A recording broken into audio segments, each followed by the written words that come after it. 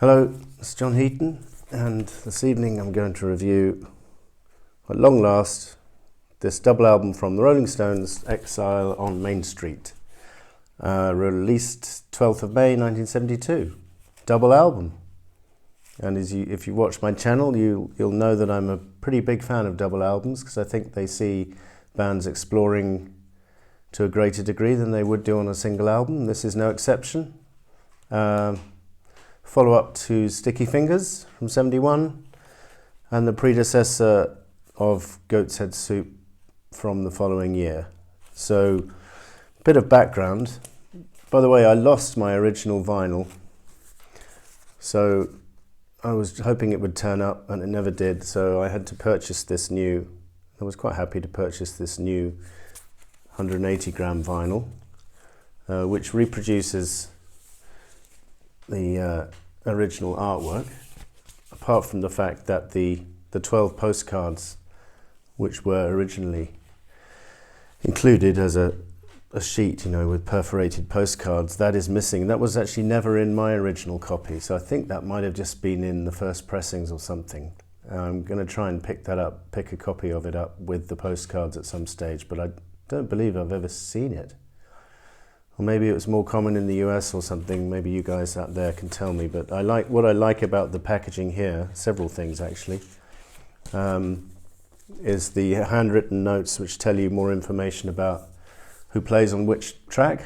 So apart from the lineup at the time of Mick and Keith and Charlie, Bill and Mick Taylor on guitar, you also had on most tracks supplemented by Bobby Keys on sax, Jim Price on trumpet, and Nicky Hopkins on piano. They're virtually on every track. And then you've got other guest musicians such as Bill Plummer on bass on Rip This Joint, and Mick plays harmonica on a few tracks. Keith takes over bass duties on a few tracks. Jimmy Miller, the producer, is playing percussion. I think on Happy he's actually doing most of the percussion, because I think him and Keith were the only people there at the time of Happy.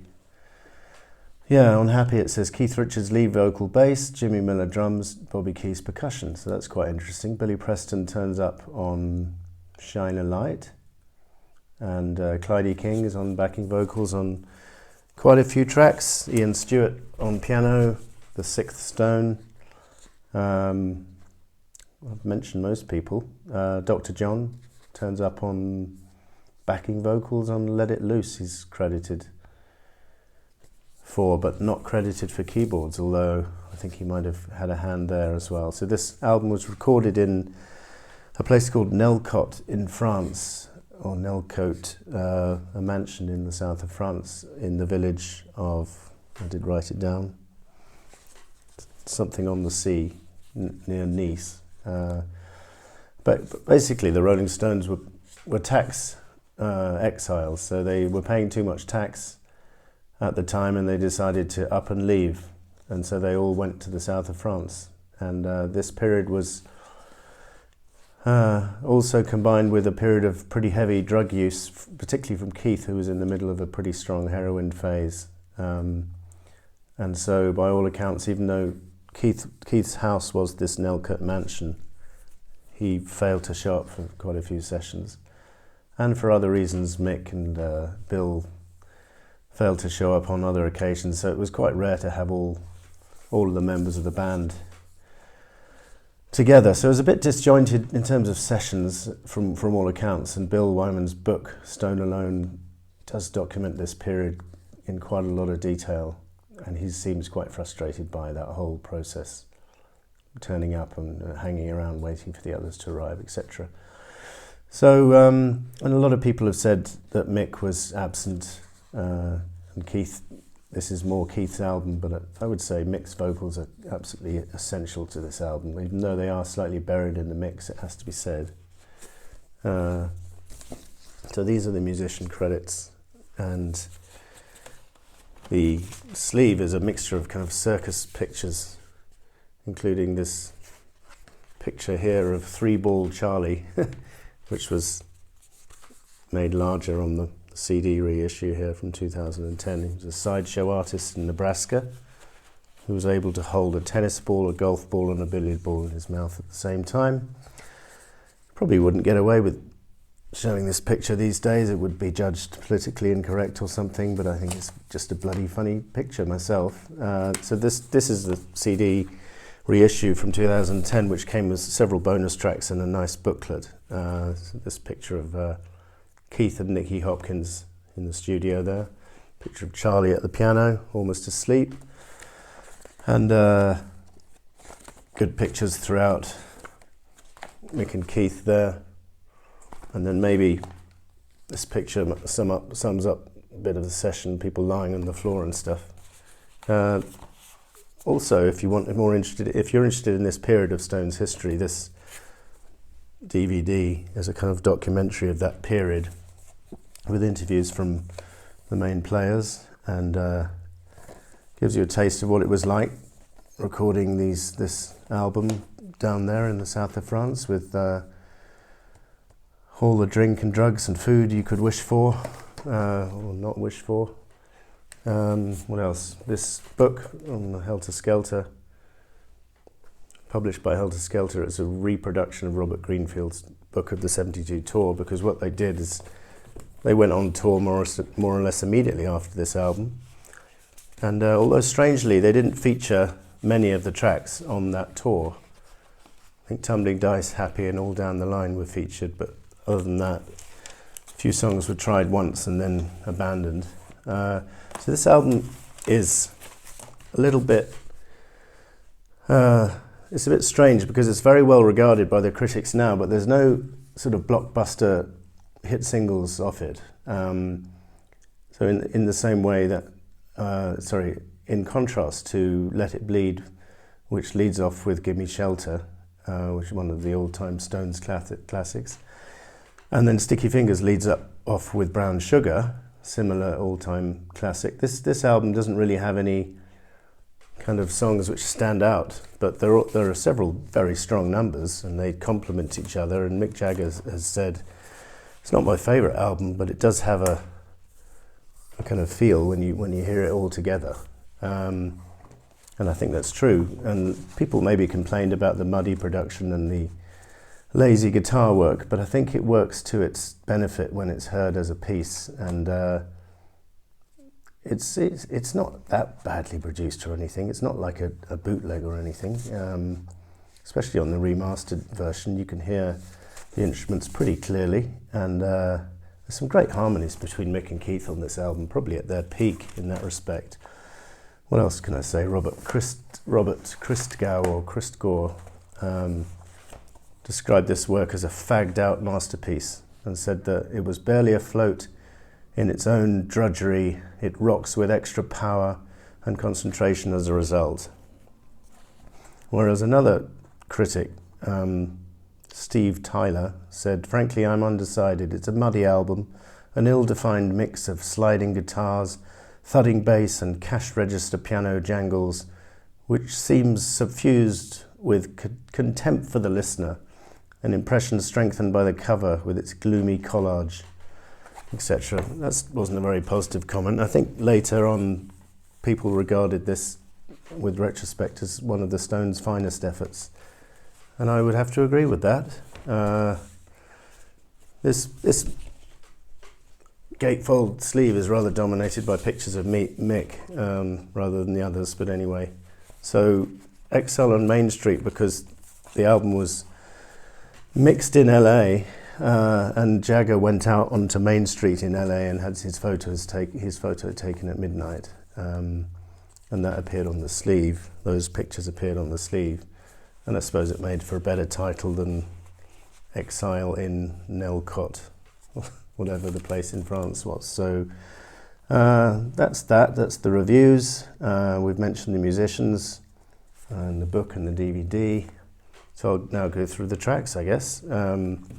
So I said it didn't open up with an all-time classic, but in my opinion, Rocks Off, the opening number, is just that. It's one of my favourite Rolling Stones tracks of all time. It rocks really heavily, really great opener to the album, raunchy guitar, singing great singing from Mick, even though you can't figure out what he's saying half the time, perhaps. But great lines like, "The sunshine bores the daylight out of me," and I think they were very much nighttime birds at the time, who probably partied all night and slept all day, kind of thing. It's just a great track. Rocks off. Play it loud, and Jimmy Miller is producing this track wonderfully, in my opinion. Rip This Joint follows, and is a very breakneck speed rocker, which found its way onto the Made in the Shade compilation ahead of Rocks Off, which is a little surprising, but it's a good track. It's not an absolute classic, but it's certainly worthy. Hip Shake is a cover tune, I think, with nice percussion from Charlie and a good feel to it. Casino Boogie, mainly memorable for its vocal harmonies between Mick and Keith, as I say, to the fore on this album.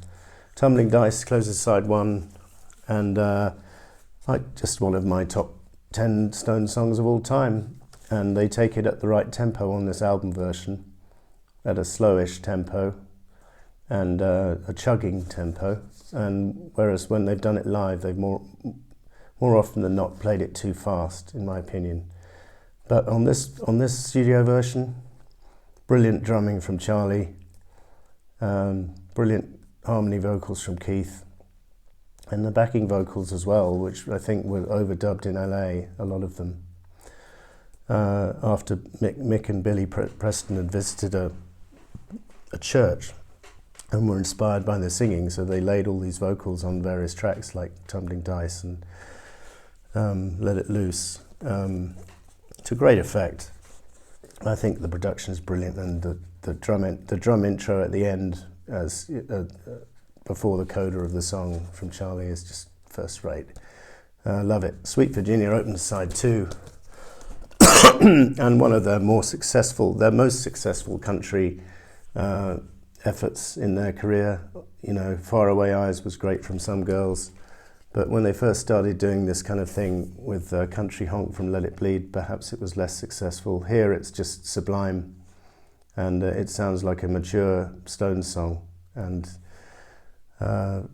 quite faithful to the genre, and very well delivered and beautifully sung by Mick, and just great lines about "Thank you for your wine, California," and the great line at the end, which I think upset Mary Whitehouse, "Got to scrape that shit right off your shoes," which is reproduced here.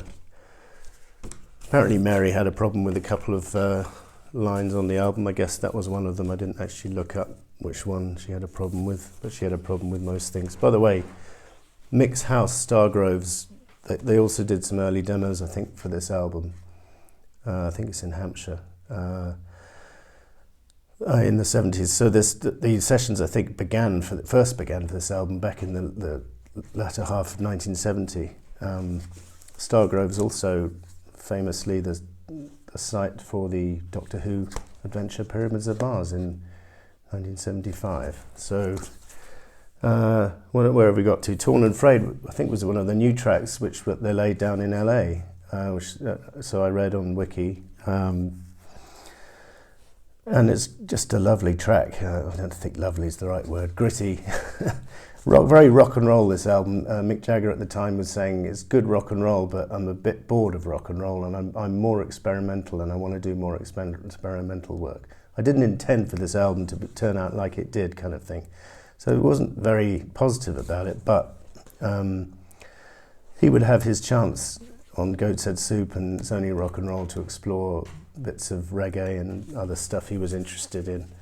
But here, he probably bowed to the mood of the time, and with Keith's influence. So Torn and Frayed is a gritty rocker with Mick Taylor and Keith Richards combining very well on guitar. And Black Angel is a brilliant tribute to Angela Davis, who was the black activist who got jailed in America, who John Lennon and Yoko Ono also wrote a song about Angela from the Sometime in New York City album. And this song is just a better of the two, it's the better song, because it's not so, the lyrics aren't so direct, you know, it's more obliquely referenced, but just a really good groove to this song. Not an all-time classic, but really, really nicely done. And then Loving Cup. Again, I mean, I'm not sure if outside, you know, the hardcore Stones base, how many people are familiar with tracks like Loving Cup, but to me, it's just a fantastic track with great, doesn't actually say who plays the piano on, because the piano is all over this track. I guess it's Nicky Hopkins, because he's credited at the top. So I just think this track is absolutely brilliant, and a brilliant production. People complain about Jimmy Miller's production here, and Mick Jagger made the remark that he had to clean it up, and otherwise it would have been just a load of drunkards and druggies in charge. But if that's the case, they did a pretty damn good job with Loving Cup, because the production is brilliant. Charlie's drum entry, again, is remarkable, and just a great groove in that end side two. Side three opens with, as I say, Keith just came into the studio early for once in his life, did the riff. Jimmy Miller was on drums, they laid it down. And Keith's not quite his first vocal, because he'd sung You Got the Silver and a couple of others before, but probably his first vocal opening a side of a Stones album. And they did do this song live quite effectively on the subsequent tour, and subsequently as well. It's not my absolute favourite Keith song. I think he's done better